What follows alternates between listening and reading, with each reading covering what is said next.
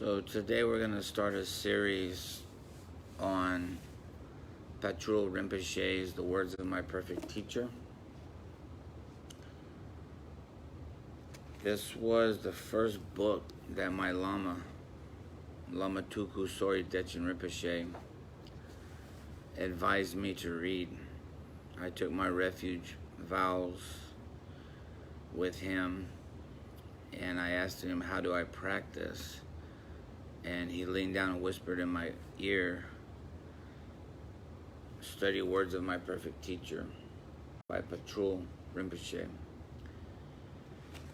And even though I've read it, I've never attempted to do a study on it. It's taken me like 15 years to settle into my own practice and my own understanding to attempt to bring forth a teaching on it. And there's many interesting aspects, and it relates back to some of the things that we've covered before, like bodhicitta.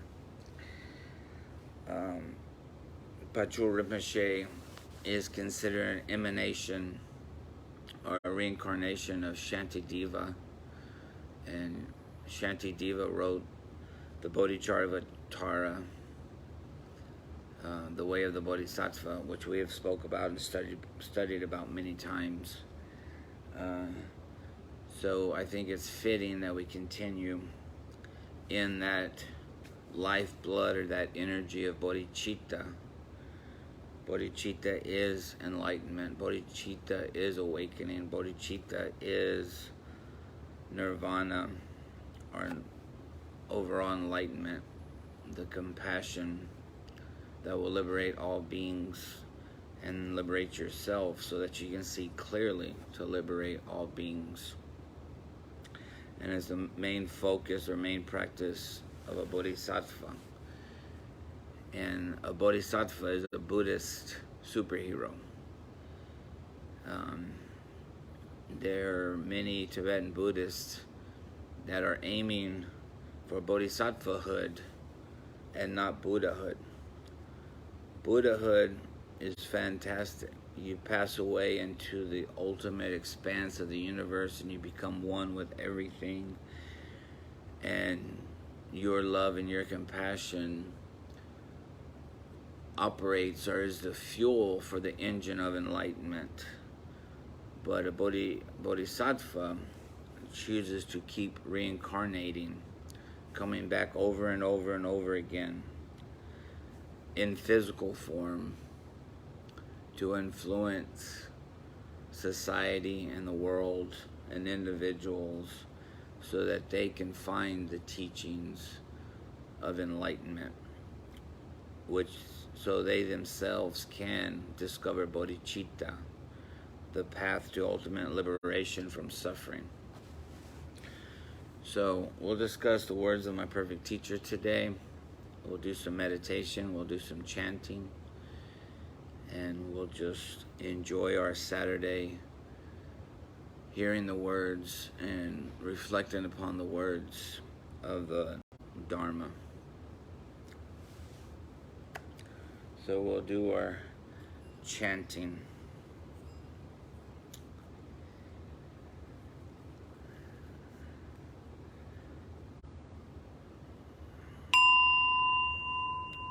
Refuge in the three jewels.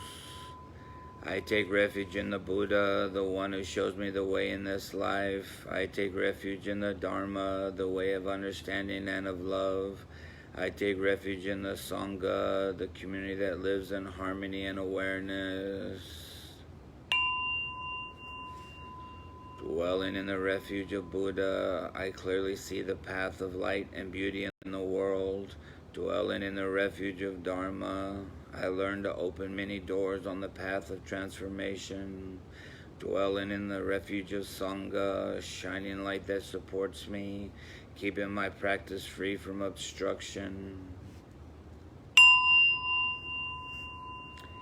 Taking refuge in the Buddha and myself, I aspire to help all people recognize their own awakened nature, realizing the mind of love, Taking refuge in the Dharma and myself, I aspire to help all people fully master the ways of practice and walk together on the path of liberation.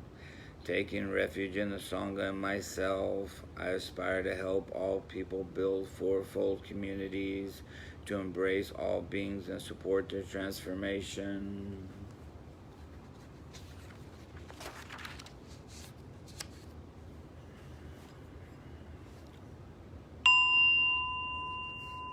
Attendant approaches the shrine and bows 3 times.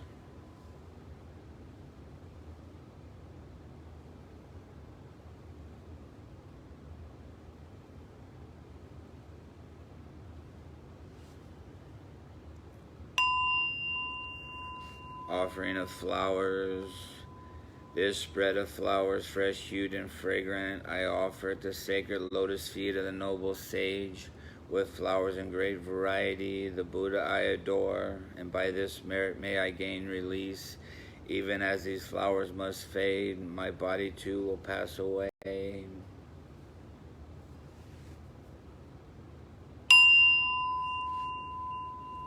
Offering of light.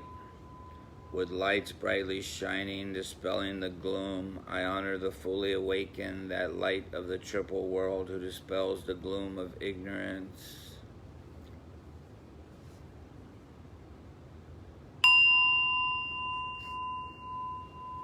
Offering of incense, perfumed with infinite qualities, the Tathagata, fragrant of face and form, I revere with incense, sweet and penetrating.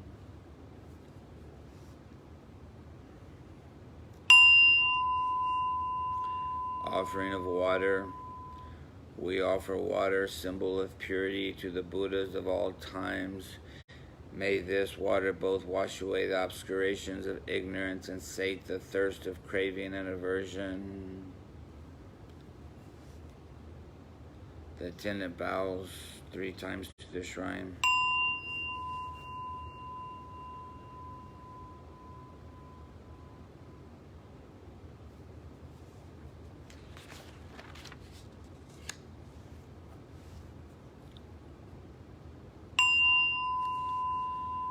Notes on mindful breathing. Anapanasati is mindfulness on respiration. Ana means inhalation, and apana means exhalation. Concentration on the breathing process leads to one-pointedness of the mind and ultimately to insight, which enables one to attain liberation, freedom, and perfection. The Buddha practiced concentration on respiration before he attained enlightenment. But this beneficial meditation may be practiced by any person, irrespective of religious beliefs. We will inhale through the nostrils normally, without strain, without force. While doing so, the mind may wander, but one should not be discouraged. When a wandering thought is detected, label it as thinking and return to the breath.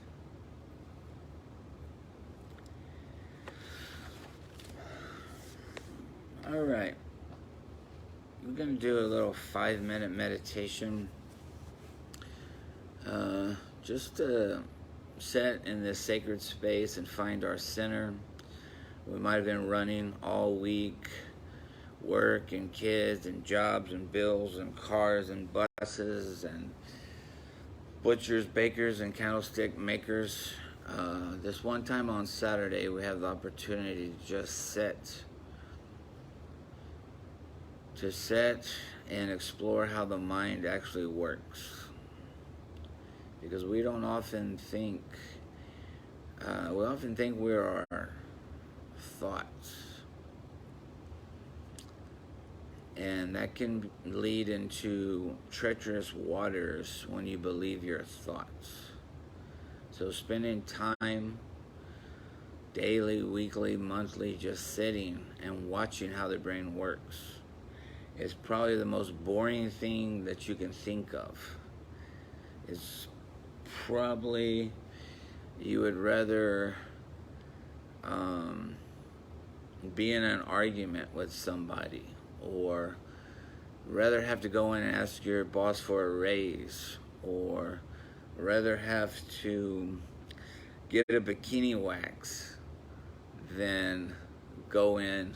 You might even rather get a root canal and go see the dentist than sit for 10 minutes or 5 minutes or 1 minute exploring how your mind works. But foundational to Buddhism, foundational to the enlightenment of Buddha, is that he learned how his mind works. And Buddhists all over the world, millions, and there's probably thousands of Buddhists sitting in monasteries or sitting in their own homes right now that are joining us in this meditation.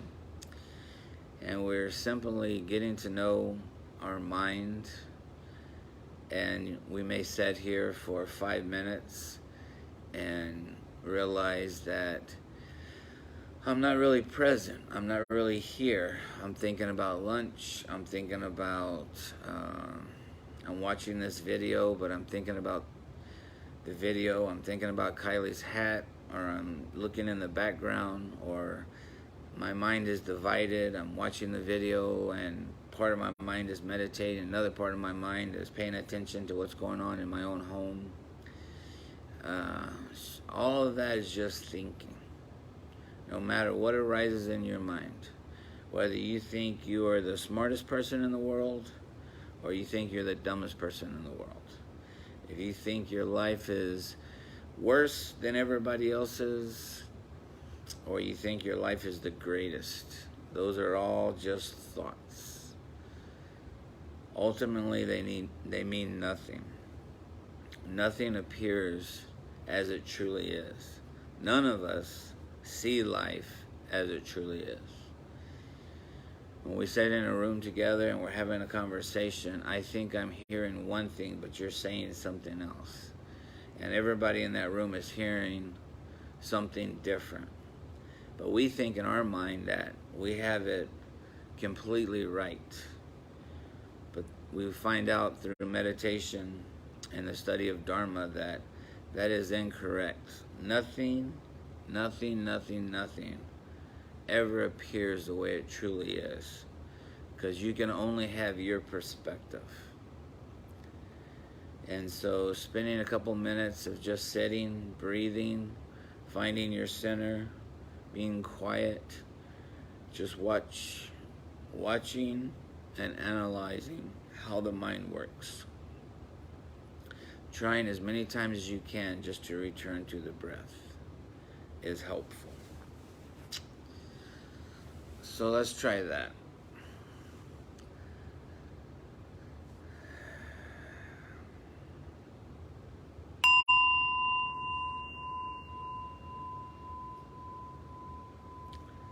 And I may even do some speaking, some guided meditation here.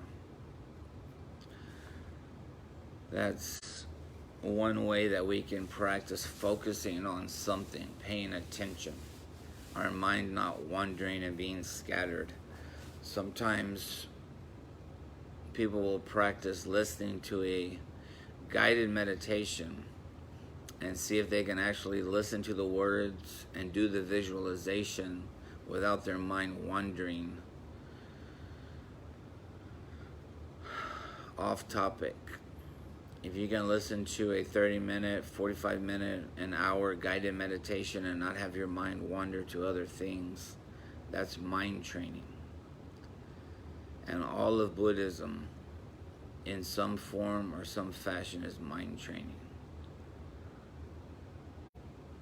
How can I control my mind? And once I learn how to control my mind, how can I focus it on positive thoughts?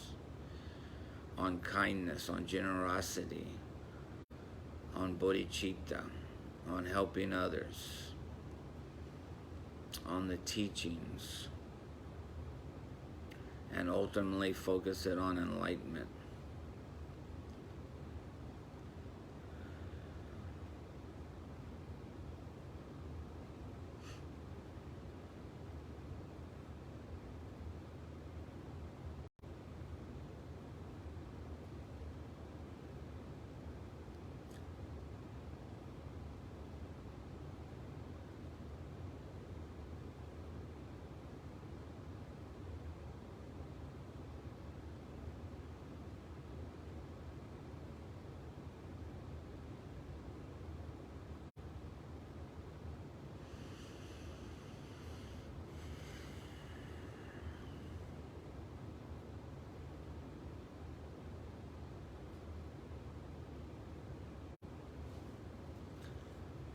As you breathe in through your nose and out through your mouth, you sit up straight, you roll back your shoulders, you find your center, breathing in, breathing out, eyes closed.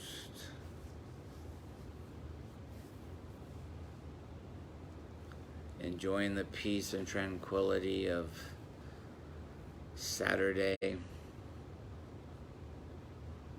Each day has its own energy. Saturday has a positive energy. We're taught as children that Saturday we don't have school. So we start attributing the word Saturday with positive feelings. Often as a kid, if our family is going to take us on a trip and we're going to go somewhere, mom or dad will say, we'll go on Saturday. Usually if we're going to walk down to a friend's house or we're going to ride our bike or ride our skateboard, we say we have all day Saturday. And so Saturday becomes established in our mind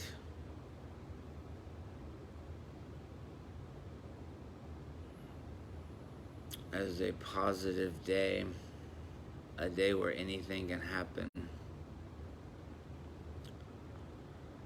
As we get older and we become teenagers, we start hearing in school people passing notes. There's gonna be, if you're grew up like I did in South Texas, there's gonna be a pasture party. There's gonna be a keg of beer out in the middle of a cow field. Everybody get in your truck, drive out some dirt road to either an old bridge or out in the middle of a pasture. And there'll be a couple of kegs of beer out there. And people will be playing music with their truck radios, and people will be sitting on the tailgates. Somebody will make a bonfire. And it's gonna happen on Saturday night. Or there's gonna be a dance. We're all gonna go to a dance or a party on Saturday night.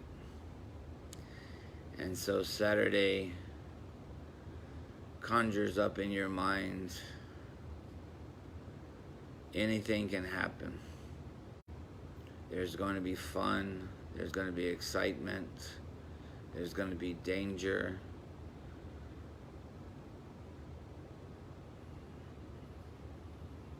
Anything can happen on Saturday.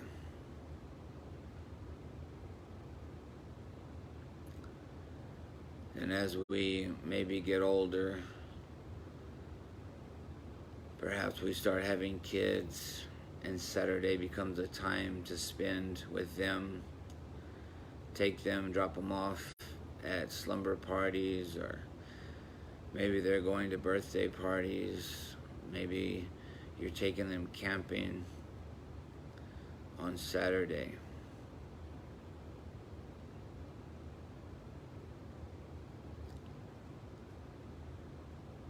Then maybe as you get older, and the kids go on, move out into their own lives, you're left to ponder what to do on Saturday. Do I clean house? Do I wash clothes? Do I go for a hike?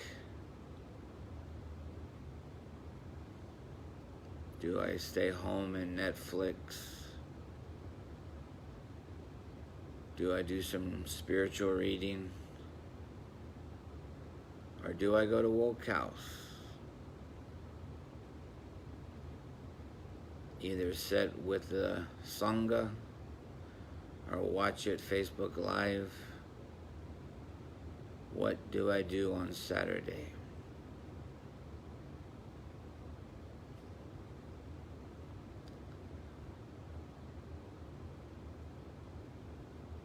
And it's during that time, when you grow a little bit older, you start thinking about all the past Saturdays, all the past days. What did I do with the days of my life? My childhood, my teenage years, my early adulthood,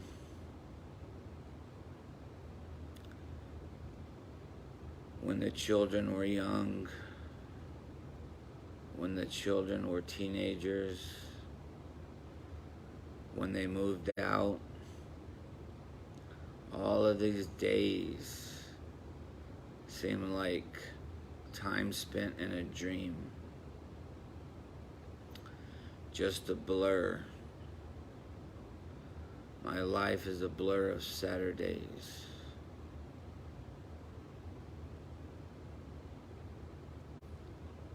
I remember the Saturday that Dad took us fishing. I remember the Saturday I got my first kiss. I remember the Saturday when my daughter took her first steps. I remember the Saturday birthday parties when all the children would come to the house to jump on the trampoline or get on the water slides, and my children were opening gifts. And I remember the Saturdays where I would stay up waiting for teenagers to get home from the pasture parties and the dances and the going out with their friends and the calls saying that they were going to be late, or the calls saying they were stranded at a party somewhere and their ride was drunk, and so I needed to come get them. Or the Saturdays where they call and say, the police are here at the party. They need you to come pick me up. Or the Saturdays that they showed up on curfew, well and fine, and they got a snack, and you had a conversation with them, and they went on to bed, and you went on to bed, and you laid there, and you thanked God, and you thanked the universe, and you thanked your angels that they made it home safely. One more time.